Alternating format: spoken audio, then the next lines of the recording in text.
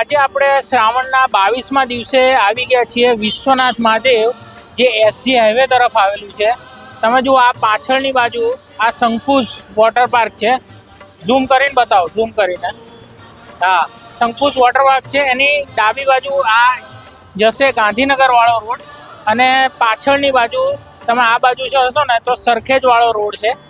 એટલે આજે શ્રાવણના 22મા દિવસે આ સરસ મહાદેવના દર્શન કરવા આપણે જોડે જઈશું. તો ચાલો શરૂઆત કરીએ આજની આ સફર. શ્રાવણ મહિનાની શ્રદ્ધાપૂર્ણ યાત્રામાં આજે આપણે પહોંચી ગયા છીએ 22મા દિવસે, અને આ દિવસે આપણે દર્શન કરીશું શંકુશ ફાર્મ, જે એસજી હાઈવે પર આવેલું છે. તેની સામે આવેલા વિશ્વનાથ મહાદેવના આ મંદિર ભક્તિ અને આસ્થાનું અનન્ય સ્થાન છે, જે શ્રાવણ માસમાં વિશેષ મહત્વ ધરાવે છે. વિશ્વનાથ મહાદેવ મંદિરની મુલાકાત એ શ્રાવણ મહિનાની યાત્રામાં એક અનિવાર્ય કડી છે. શ્રાવણ માસમાં અહીં શિવલિંગ પર અભિષેક, પૂજા અને ભક્તિના દિવ્ય દ્રશ્યો ભક્તોની આત્માને શાંત કરે છે અને મનને અપ્રેમય શાંતિ પ્રાપ્ત કરાવે છે.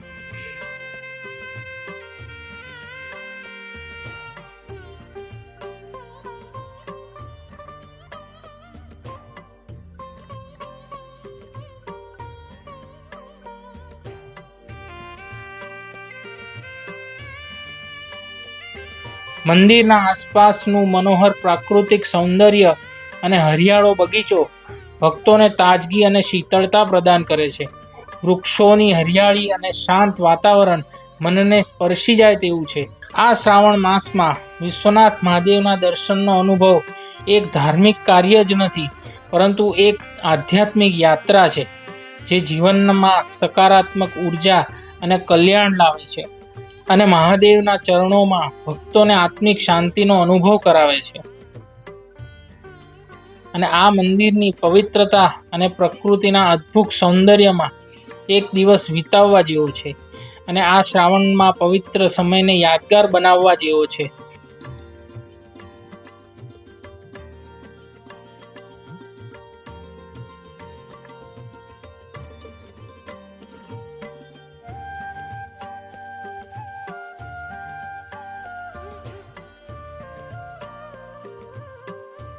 તો ચાલો આપણે સૌ જોડે મળીને અહીંયા દર્શન કરીએ અને એક આધ્યાત્મિકતાનો અહેસાસ કરીએ.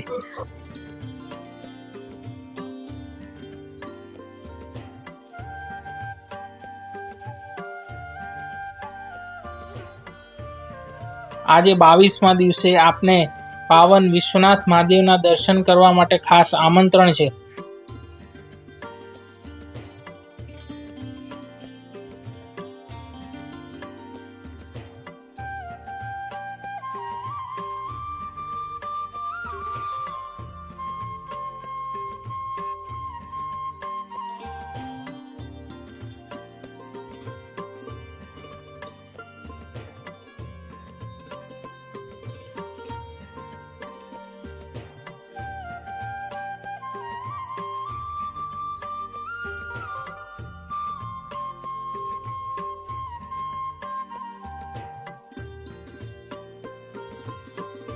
જો તમને પણ આ વિડીયો ગમ્યો હોય તો આ વિડીયોને લાઈક કરજો, ફોલો કરજો, શેર કરજો, અને નીચે મને તમારા સજેશન્સ જણાવજો.